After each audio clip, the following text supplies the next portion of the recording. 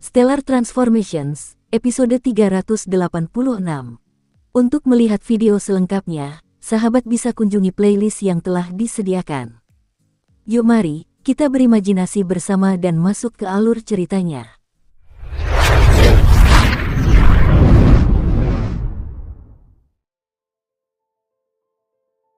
Huang Jing melirik Huang Fu Liu Shui sekilas. Akhirnya, dia berkata, "Liu Shui, jika kau bosan, maka berhentilah tinggal di gunung emas dingin yang terpencil ini dan kembalilah ke gunung emas yang mempesona." MN. Huang Fu Liu Shui mengangguk patuh. Namun, Huang Jing tahu apa yang telah ia katakan kemungkinan besar akan sia-sia. Jika tidak, adik laki-lakinya itu tidak akan meninggalkan rumahnya. Dengan sifat pemberontak adik laki-lakinya, yang bisa ia lakukan hanyalah mencoba membujuknya seperti itu. Jika ia mencoba memaksanya untuk kembali, maka hasilnya akan jauh lebih buruk. Baiklah, kalau begitu saya permisi. Qin Yu, selamat tinggal. Huang Jing menatap Qin Yu. Qin Yu juga membungkuk. "Nona Huang Jing, mari kita bertemu lagi di gunung emas yang mempesona." Mendengar ucapan Qin Yu, Huang Jing tersenyum tipis. Kemudian ia melayang ke langit dan terbang ke arah timur. Dia akhirnya pergi. Huang Fu Liu Shui langsung tertawa gembira. "Saudara Huang Fu, tidak heran kau memiliki artefak ilahi surgawi berkualitas tinggi. Jadi kau benar-benar memiliki kakak perempuan dengan status tinggi di gunung emas yang mempesona." Ejek Tan Jiu. Di balik kata-kata Tan Jiu terkandung kecemburuan dan iri hati. Artefak ilahi surgawi berkualitas tinggi, bahkan jika itu adalah gunung emas yang mempesona, kemungkinan besar hanya mereka yang berstatus tinggi yang mampu memperolehnya. Adapun Tan Jiu, ia hanya beruntung mendapatkan artefak ilahi surgawi tingkat menengah setelah membayar harga yang sangat mahal. Sedangkan untuk Men Chou, Men Fan, dan Men Fei, meskipun ketiganya adalah dewa surgawi tingkat menengah, mereka hanya mampu memiliki artefak ilahi surgawi tingkat rendah. Sebagai bandit, mendapatkan artefak ilahi surgawi bukanlah tugas yang mudah bagi mereka. Untuk ketiga artefak ilahi surgawi berkualitas rendah itu, Men Chou dan saudara-saudaranya telah mengerahkan upaya mental dan fisik yang tak terukur. Di alam ilahi, sebagian besar dewa surgawi tingkat rendah tidak memiliki artefak ilahi surgawi. Itu karena artefak ilahi surgawi memang terlalu berharga. Inilah juga alasan mengapa Meiji dan Taois Liu Su iri pada Xiong Hei. Artefak ilahi surgawi berkualitas rendah milik Xiong Hei, penghancur gunung, awalnya adalah senjata naga hitam berkepala 9, Tan Jiu. Setelah mendapatkan artefak ilahi surgawi berkualitas menengah, Tan Jiu memberikan senjata lamanya kepada Xiong Hei. Namun, artefak ilahi surgawi berkualitas rendah itu telah dihancurkan oleh Qin Yu. "Apa, kau iri?" Huang Fu Liu Shui mengacungkan tangannya dan mengeluarkan sebuah kapak besar. Kapak besar itu seluruhnya berwarna emas. Tepat setelah Liu Shui mengeluarkan kapak emas besar itu, Qin Yu langsung merasakan aura menakutkan yang terkandung di dalamnya. Jika pedang ilahi darah merah memiliki aura yang tajam, maka kapak besar ini memiliki aura yang sangat tebal dan mengesankan. Huang Fu Liu Shui dengan lembut membelai kapak besar di tangannya. Ia membelainya dengan penuh kasih sayang, seperti sedang membelai kekasihnya. "Tan Jiu, jika kau iri, katakan saja dengan jelas. Artefak ilahi berkualitas tinggi milikku ini, aku telah mengerahkan banyak usaha untuk mendapatkannya. Dengan statusmu, kau hanya bisa mendapatkan artefak ilahi surgawi jika kau berhasil mencapai tingkat dewa surgawi tingkat tinggi dan kemudian menyerahkan dirimu kepada kekuatan tertentu yang mampu memberikan artefak ilahi surgawi berkualitas tinggi. Jika tidak, dengan kekuatanmu saat ini, kau hanya bisa mendapatkan artefak ilahi surgawi berkualitas tinggi dalam mimpimu." Tan Jiu mendengus dingin lalu melirik Qin Yu di sampingnya. Tan Jiu mengumpat dalam hatinya. "Huang Fu Liu Shui, seandainya bukan karena adikmu, mungkin aku sudah mendapatkan artefak ilahi surgawi berkualitas tinggi sekarang. Lebih jauh lagi, aku bahkan mungkin bisa mempelajari kemampuan luar biasa, begitu dekat namun terpisah dunia. Apa yang perlu diirikan darimu? Bukannya kau satu-satunya di sini yang memiliki artefak ilahi surgawi berkualitas tinggi." Tan Jiu mengangkat alisnya yang merah padam dan berkata dingin.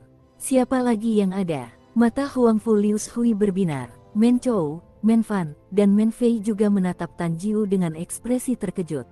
Men Fei berkata, "Ada seseorang yang memiliki artefak ilahi surgawi berkualitas tinggi. Naga hitam, sebaiknya kau jangan menyebarkan kebohongan sembarangan.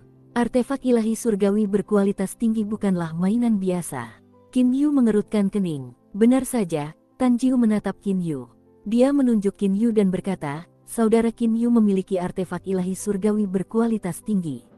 Artefak itu diberikan kepada saudara Qin Yu oleh gurunya dan sangat ampuh. Qin Yu merasakan amarah yang sangat besar di dalam hatinya. Tan Jiu berkata kepada Qin Yu dengan nada meminta maaf, Qin Yu, aku tidak bisa menyimpan rahasia. Tadi ketika aku melihat betapa arogannya Huang Fu Liu Shui, aku merasa iba padamu dan tidak bisa menahan diri untuk tidak berbicara membela dirimu. Merasa iba padaku. Saat ini, Qin Yu benar-benar tidak tahu apakah dia harus mengutuk betapa tidak tahu malunya Tan Jiu. Mata Huang Fu Liu Shui mulai bersinar. Dia menatap Qin Yu dan berkata, Qin Yu, kau memiliki artefak ilahi surgawi berkualitas tinggi. Ketika aku menggunakan kesadaran ilahiku untuk memeriksamu, tubuhmu hanya memiliki energi ilahi dari dewa tingkat tinggi.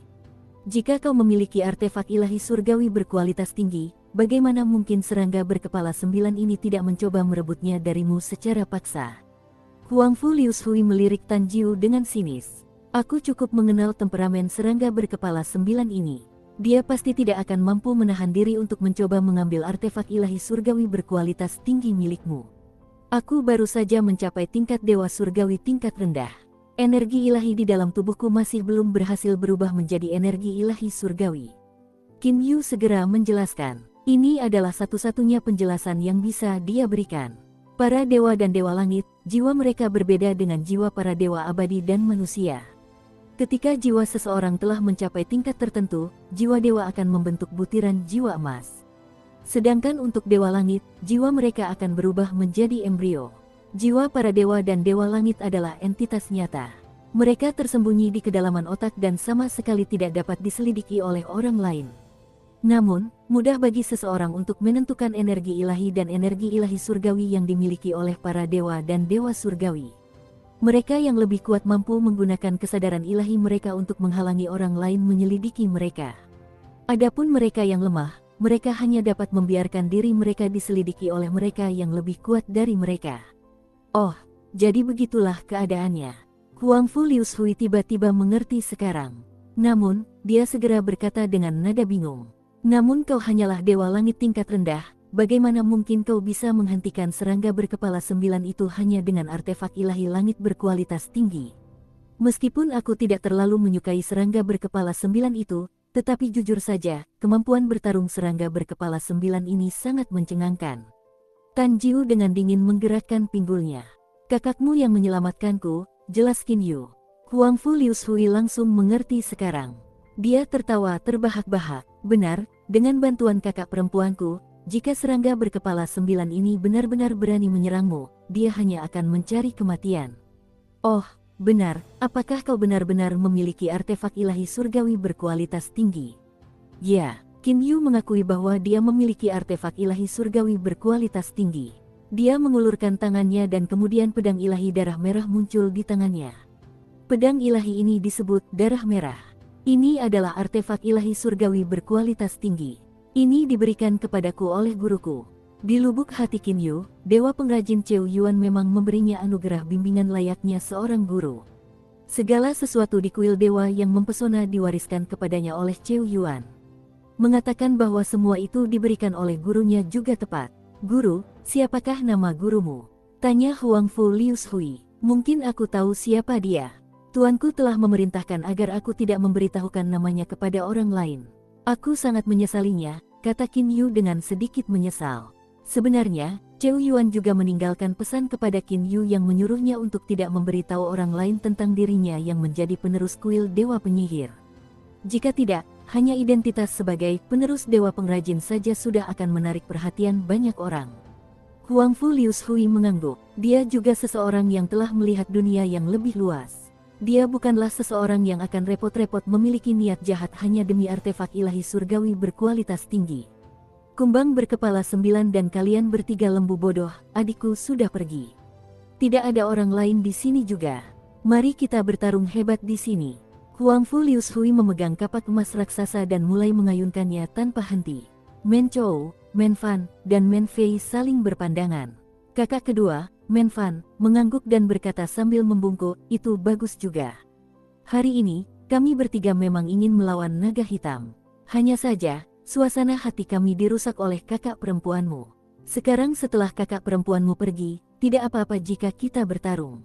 Benar sekali, sialan. Saat ini aku dipenuhi amarah dan tidak tahu harus melampiaskannya di mana, tambah Menfei. Melampiaskan amarah.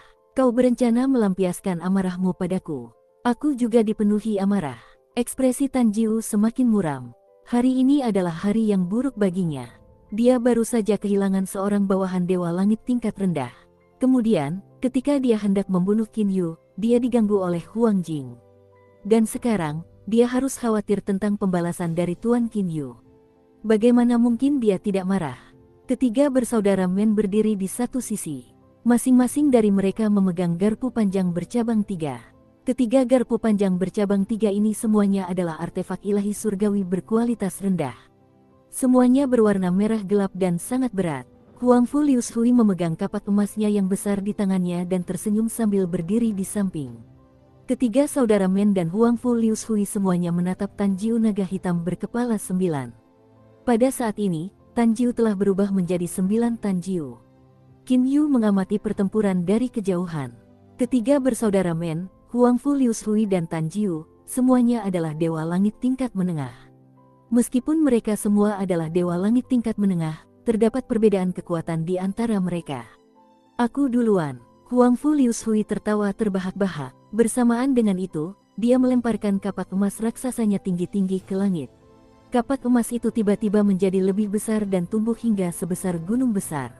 Adapun Huang Fu Lius Hui, tubuhnya memancarkan cahaya keemasan yang berkabut. Tubuhnya seketika menerjang tajam ke arah Tanjiu.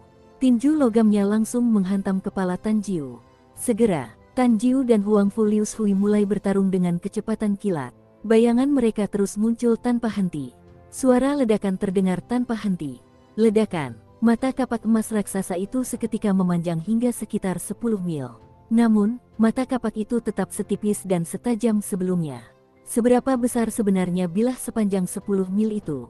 Kecepatan kapak emas raksasa ini menebas sangatlah cepat. Dalam sekejap, kapak itu telah menebas Tanjiu lainnya. Tanjiu itu memegang tongkat hitam dan hanya bisa menahan kapak yang datang dengan kuat. Bang! Suara seperti gempa bumi. Qin Yu merasa bahkan tanah pun bergetar. Sebuah retakan raksasa muncul di permukaan. Adapun Tanjiu yang ditebas oleh kapak emas raksasa itu, ia telah tertancap dalam-dalam di dalam parit. Setelah beberapa saat, sebuah bayangan melesat keluar dari parit yang dalam. Tepatnya itu adalah klon Tanjiu yang telah tertancap di dalam parit. Saat ini, wajah klon ini sudah pucat. Dia sudah terluka parah. Kau hanya tahu cara mengandalkan artefak ilahi surgawi berkualitas tinggi milikmu. Alis merah menyala milik klon Tanjiu itu terangkat saat dia berteriak marah. Huang Fu Lius Hui, meskipun kau memiliki artefak ilahi surgawi berkualitas tinggi, kau tetap akan diinjak-injak olehku. Pada saat itu, 6 dari 9 klon Tanjiu telah menyerbu ke arah Huang Fu Lius Hui. Adapun 3 klon yang tersisa, mereka masing-masing menghadapi satu dari saudara Men. Tanjiu, ketiga saudara Men, dan Huang Fu Lius Hui semuanya adalah dewa surgawi tingkat menengah. Ketiganya mampu menciptakan domain spasial. Mungkin karena mereka saling mengenal dengan baik dan tahu bahwa jika mereka menggunakan domain spasial, mereka hanya akan membuang energi. Karena itu, tidak satu pun dari mereka yang menggunakan domain spasial mereka. 6 lawan 1. Sambil memegang kapak emas raksasa di tangannya, seluruh tubuh Huang Fu Lius Hui berubah warna menjadi emas. Tinju, kaki, lutut, siku, setiap bagian tubuhnya mampu melancarkan serangan yang sangat dahsyat. Adapun kapak emas raksasa di tangannya, ia menyerang dengan kecepatan kilat. Sungguh tubuh yang gagah berani. Qin Yu terengah-engah kagum. Dia jelas melihat bahwa Huang Fu Lius Hui berhasil menghancurkan salah satu armor ilahi berkualitas tinggi milik klon Tanjiu dengan satu pukulan tinju. Qin Yu tahu betul bahwa ketika Dewa Langit tingkat menengah menggunakan artefak ilahi, pertahanan artefak ilahi itu akan sangat kuat. Namun Huang Fu Lius Hui tetap berhasil menghancurkan armor ilahi berkualitas tinggi tersebut. 6 klon melawan 1. Namun Huang Fu Lius Hui ini sebenarnya mampu mengimbangi mereka. Kecepatan Huang Fu Lius Hui ini benar-benar menakjubkan. Dan kapak raksasanya itu, klon-klon itu sama sekali tidak berani menghadapinya secara langsung. Qin Yu dapat melihat dengan jelas bahwa meskipun Huang Fu Lius Hui melawan 6 klon Tanjiu sendirian, dia tetap mendominasi. Qin Yu berbalik untuk melihat medan perang lainnya. 3 klon melawan 3 bersaudara Men. Klon melawan 1 orang. Tampaknya ketiga bersaudara Men memiliki keunggulan tipis. Men, itu juga benar. Semua klon Tanjiu memiliki artefak ilahi surgawi tingkat menengah. Meskipun mereka hanya sebagian dari artefak ilahi surgawi tingkat menengah, mereka tetap memiliki kekuatan yang sangat besar. Di sisi lain, ketiga bersaudara Men hanya memiliki artefak ilahi surgawi tingkat rendah. Ketiga saudara Men itu meraung dan menyerang dengan panik. Ketiga Tanjiu juga berusaha sekuat tenaga untuk menangkis serangan yang datang. Pertempuran ini berlanjut sepanjang hari. Pada akhirnya, Tanjiu tampaknya tidak tahan lagi. Bagaimanapun, menghadapi 4 orang sendirian memang merupakan hal yang sangat sulit baginya.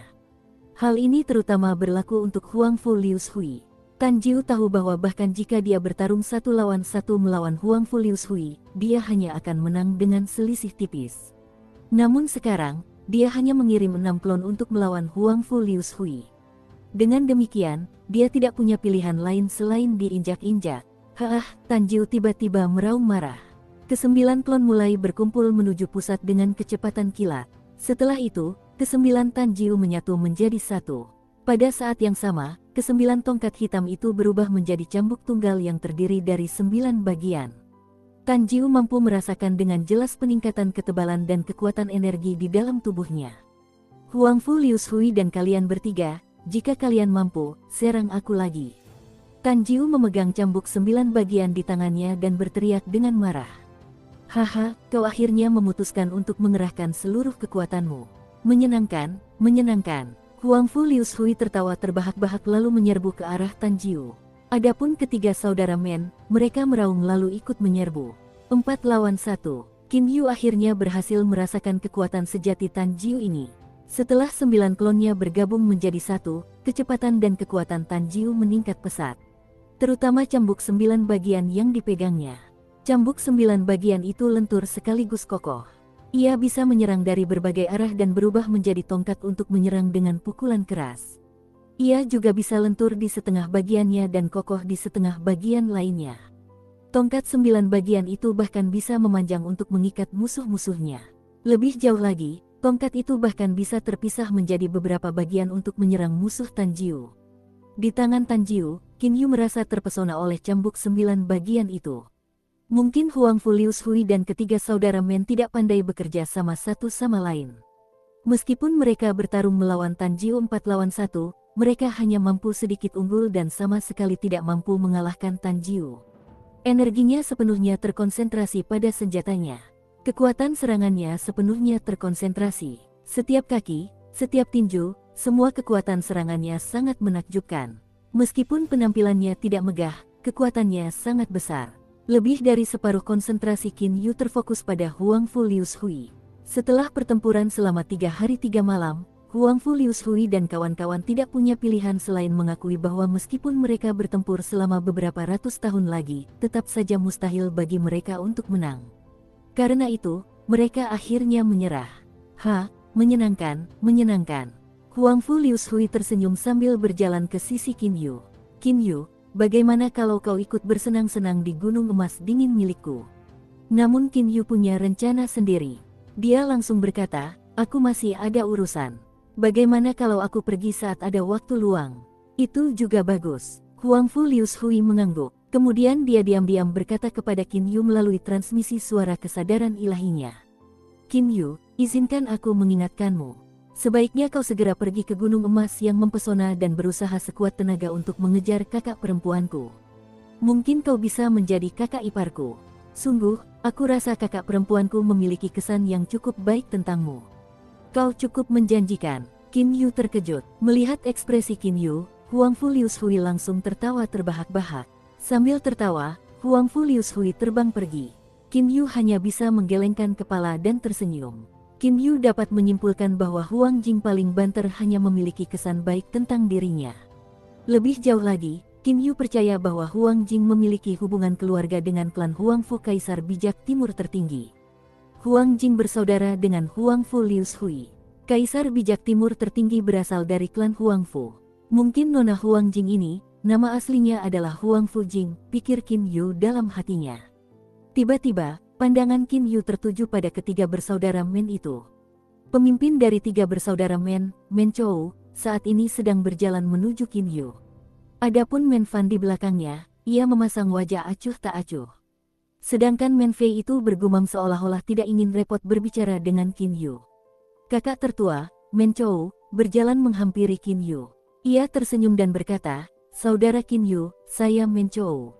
Izinkan saya memperkenalkan diri. Ini saudara kedua saya, Men Fan, dan ini saudara ketiga saya, Men Fei. Ini pertama kalinya kita bertemu. Namun, jika Anda punya waktu, silakan datang dan berjalan-jalan di sekitar Gunung Tiga Garpu kami. Kami pasti akan menyambut Anda dengan antusias." Dari sudut pandang Men Chou, meskipun Qin Yu baru mencapai tingkat Dewa Langit Rendah, kemahirannya dalam formasi susunan sudah berada pada tingkat yang luar biasa. Terlebih lagi, ia memiliki artefak ilahi langit berkualitas tinggi dan memiliki hubungan dengan Huang Jing. Dengan demikian, ia menyimpulkan bahwa latar belakang Qin Yu pasti luar biasa. Seseorang seperti Qin Yu adalah orang yang pasti harus ia jadikan teman dengan baik. Men Fan mengangguk pelan kepada Qin Yu. Dia berkata, Men Fan memberi salam kepada kakak Qin Yu. Adapun Men Fei, dia menangkupkan tangannya dengan sangat enggan. "Kakakku yang ketiga itu kasar dan tidak sopan. Kuharap kakak Qin Yu tidak terlalu mempermasalahkannya," kata Men Chou sambil tersenyum. Qin Yu justru merasa bingung di dalam hatinya. Ketiga bersaudara ini tampak persis sama. Namun, temperamen mereka sangat berbeda. Men Chou licik dan cerdik. Men Fan dingin dan acuh tak acuh.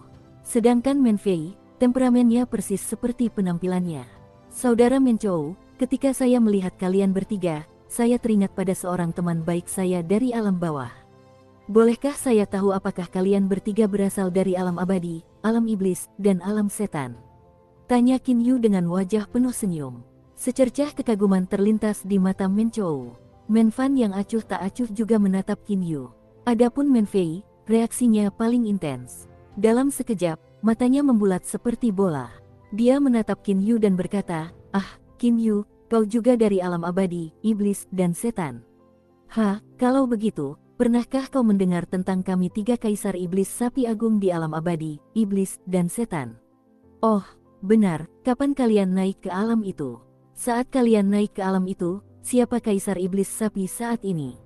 "Men Tian, Men Yu, pada saat kami naik ke alam itu, mereka adalah satu-satunya dua binatang suci super dari klan sapi." Men Fei langsung mengucapkan semua itu dalam satu tarikan napas. Ia hanya berhenti ketika melihat ekspresi terkejut Qin Yu. Ia tersenyum malu dan berkata, "Melihat seorang saudara yang juga telah naik dari alam abadi, iblis, dan setan, aku agak terlalu bersemangat." Qin Yu telah berhasil memastikan sepenuhnya bahwa ketiga bersaudara Men ini berasal dari alam abadi, iblis, dan setan. Lebih jauh lagi, wujud asli mereka seharusnya adalah Raja Iblis Sapi bermata ungu. Men Tian dan Men Yu adalah orang-orang yang belum pernah didengar Qin Yu sebelumnya.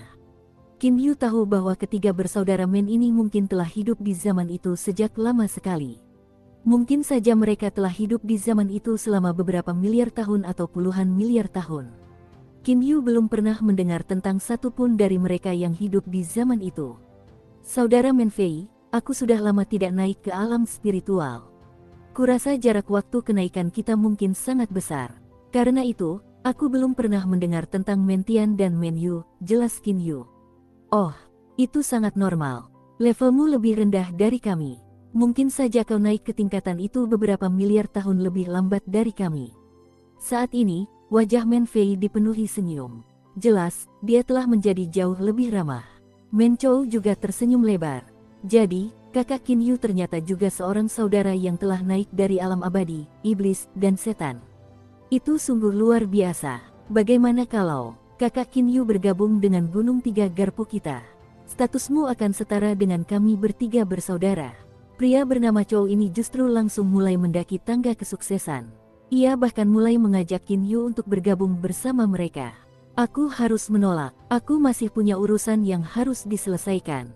Lagi pula, aku sudah terbiasa sendirian." Qin Yu menolak tawaran itu. Setelah itu, Men Fei mengobrol dengan antusias bersama Qin Yu cukup lama. Akhirnya, ketiga bersaudara itu pergi. Men Fei ini orang yang terus terang. Kakak kedua, Men Fan, tulus dan acuh tak acuh. Adapun kakak tertua, Men Chou, Qin Yu tiba-tiba merasa bahwa dia tidak bisa memahami sifat kakak tertua, Menchou. Di langit yang luas, ketiga bersaudara Men terbang pergi. Kakak, aku bahkan sudah berencana untuk minum-minum dengan kakak Qin Yu. Mengapa kau menyuruhku pergi lebih awal dengan transmisi suara kesadaran ilahimu? Men Fei sedikit marah dan bertanya dengan tidak puas. Menchou tersenyum dan berkata, kakak ketiga, kau seharusnya tidak mudah mempercayai orang lain. Masih sulit untuk memastikan apakah Qin Yu itu benar-benar berasal dari alam abadi, iblis, dan setan. Apa maksudmu? Mata besar Men Fei yang seperti mata sapi terbelalak lebar. Menchou melanjutkan, meskipun tidak banyak orang di alam ilahi yang tahu bahwa kami bertiga bersaudara berasal dari alam abadi, iblis, dan setan, itu juga bukan rahasia. Jika Qin Yu ini mau, dia juga bisa mendapatkan informasi itu. Bisa jadi dia sengaja bersikap seperti ini kepada kami. Awalnya saya mengira dia mungkin memiliki niat tertentu, jadi saya segera mencoba memancingnya ke Gunung Tiga Garpu kami agar saya bisa melihat reaksinya. Namun, Qin Yu menolak tawaranku. Kalau begitu, mungkin dia sebenarnya tidak memiliki niat buruk. Menchou tersenyum dan berkata, bukankah itu sudah menyelesaikan masalahnya? Tanya Mei Fei segera. Kita harus selalu memiliki niat untuk waspada terhadap orang lain. Qin Yu ini tiba-tiba muncul. Kita harus menunggu beberapa saat dan mengamati tindakannya dengan cermat untuk menentukan orang seperti apa dia sebenarnya, kata Menchou sambil tersenyum tipis. Kakak ketiga, apa yang dikatakan kakak itu masuk akal. Men Fan yang selama ini diam akhirnya berbicara. Men Fei menggerakkan pinggulnya beberapa kali lalu bergumam beberapa saat. Namun, mereka bertiga tetaplah saudara-saudara. Hubungan mereka sangat dalam. Karena itu, wajar jika mereka tidak menyimpan dendam satu sama lain.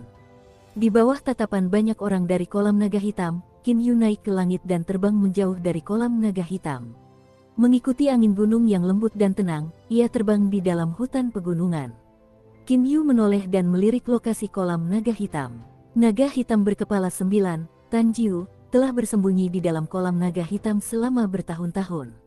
Mendengar apa yang dikatakan Huang Jing kepada Tanjiu, sepertinya dia melakukannya demi harta karun tertentu. Mengenai Tanjiu, Qin Yu sudah dipenuhi niat untuk membunuhnya. Kemampuan teleportasi yang luar biasa itu benar-benar terlalu mengerikan. Qin Yu sama sekali tidak ingin orang lain mengetahuinya. Namun, membunuh Tanjiu bukanlah tugas yang mudah.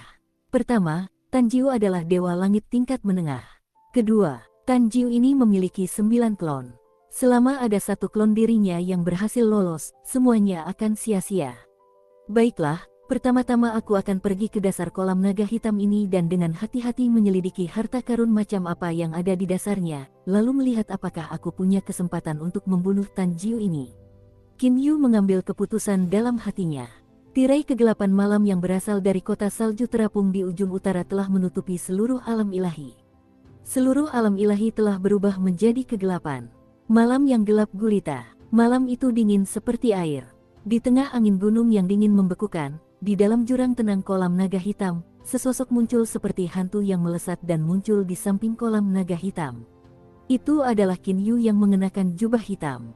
Saat menggunakan teleportasi, aku praktis bisa mengabaikan semua penjaga jurang di kolam naga hitam. Senyum tipis muncul di wajah Qin Yu.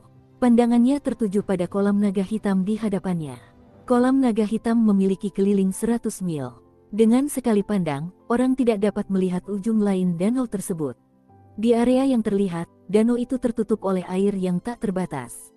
Anehnya, permukaan air di kolam naga hitam selalu tetap tenang.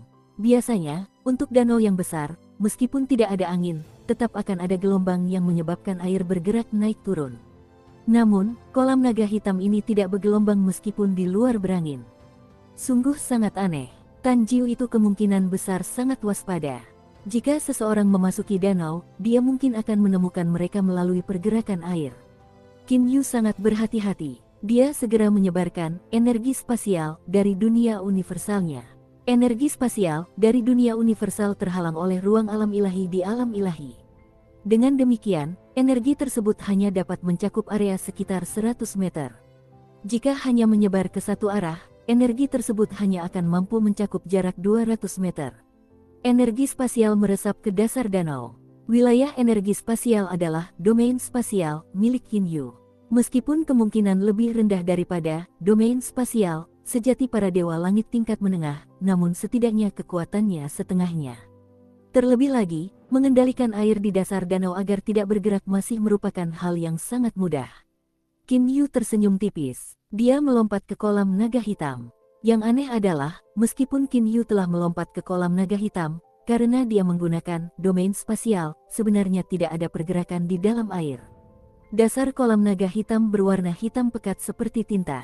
Namun, semua orang di alam ilahi mampu melihat dengan mudah dalam kegelapan pekat. Di dasar danau ini, Qin Yu terus menyebarkan energi spasialnya.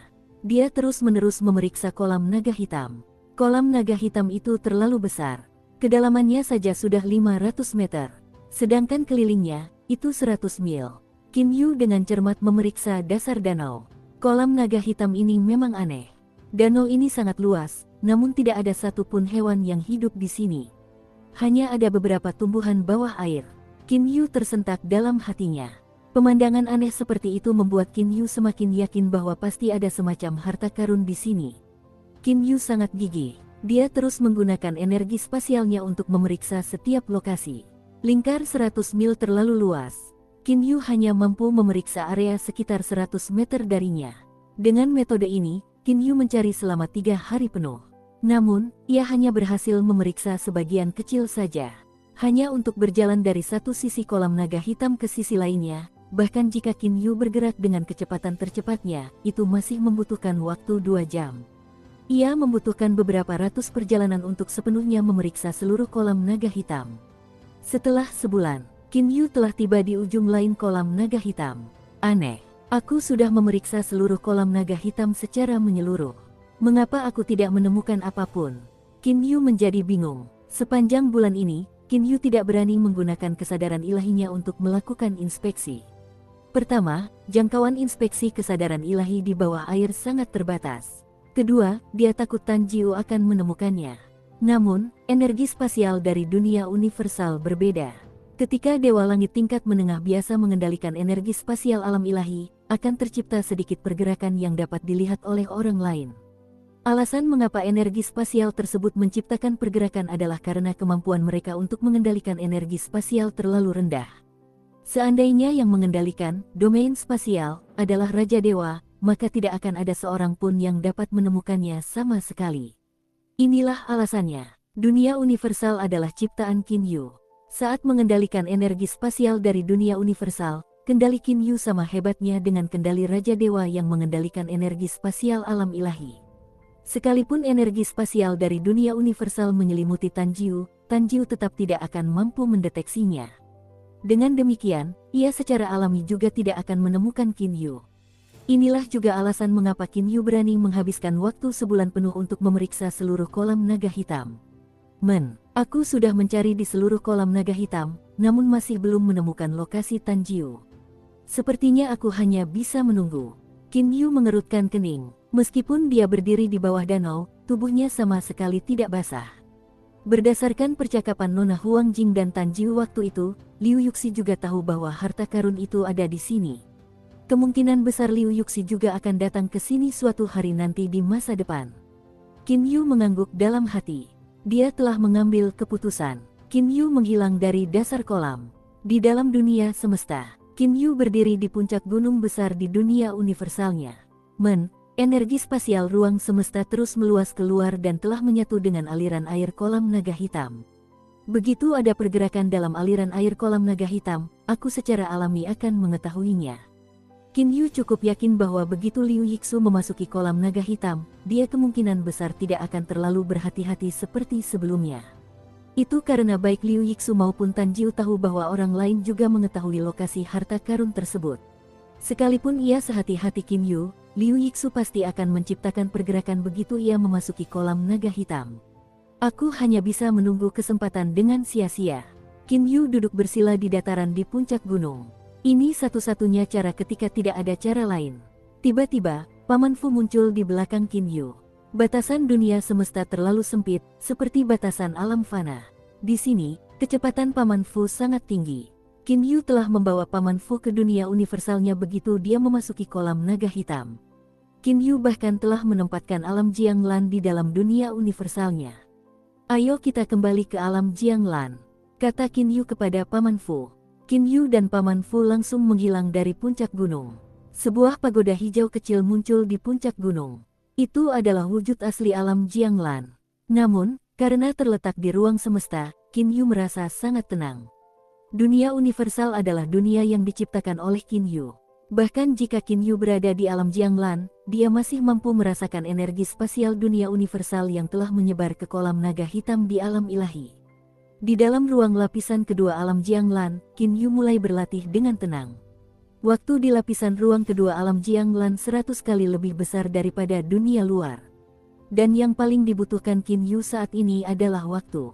Alam ilahi, kolam naga hitam. Hampir 1000 tahun telah berlalu sejak pertempuran besar terakhir kali. Kolam naga hitam telah membangun 3 istana baru. Istana naga hitam yang di tengah bahkan lebih megah daripada istana naga hitam sebelumnya. Waktu malam, sesosok bayangan melintas di langit. Seseorang muncul di sisi kolam naga hitam. Rambut perak pendek, alis perak, dengan tinggi hanya sekitar 170 cm, orang ini tampak seperti seorang pemuda. Orang ini tepatnya adalah komandan pasukan kota Yuqi, seseorang yang memiliki status kedua setelah gubernur kota Yuqi, Liu Yuxi. Perawakan Liu Yuxi hampir sama dengan Tan Jiu. Bahkan pakaian mereka pun hampir identik. Tan Jiu berkulit sangat gelap sedangkan Liu Yuxi berkulit sangat terang. Selain warna kulit, warna rambut, dan ekspresi mata mereka, selebihnya tampak persis sama. Setelah menghitung harinya, kurang lebih waktunya sudah tepat. Paling lama beberapa tahun lagi. Liu Yuxi menatap kolam naga hitam di depannya dan tersenyum tipis. Si idiot Tan Jiu telah bersembunyi di sana sepanjang waktu. Apa gunanya? Teratai agung 7 warna hanya bisa dipetik ketika sudah siap. Liu Yuxi bingung sepanjang waktu. Mengapa Tan Jiu menunggu dengan sia-sia di lokasi rahasia di bawah danau itu? Dengan sekali lompatan, Liu Yuxi langsung terjun ke kolam naga hitam. Liu Yuxi tidak terlalu berhati-hati seperti Qin Yu karena dia ingin ditemukan oleh Tan Jiu. Dengan begitu, Tan Jiu akan membuka saluran rahasia di bawah danau untuknya. Di dalam dunia semesta, Qin Yu tiba-tiba muncul. Dia mengangkat kepalanya dan menatap langit. Senyum tipis teruk di wajahnya. Aku telah berlatih selama hampir 100.000 tahun. Akhirnya, hari ini telah tiba. Aku akan melihat apa sebenarnya yang ada di kolam naga hitam. Qin Yu menghilang dari dunia semesta dan muncul kembali di kolam naga hitam. Di ruang yang mengelilingi Qin Yu terdapat energi spasial dunia universal sejauh 100 meter. Tubuh Qin Yu terus-menerus berkedip di dalamnya. Setiap kali tubuhnya berkedip, ia menempuh jarak 100 meter. Dalam sekejap mata, ia telah menempuh jarak 10 mil. Berbeda dengan sebelumnya ketika Qin Yu harus memeriksa danau dengan cermat, kali ini dia hanya perlu melewati danau tersebut. Karena itu, kecepatan Qin Yu sangat tinggi.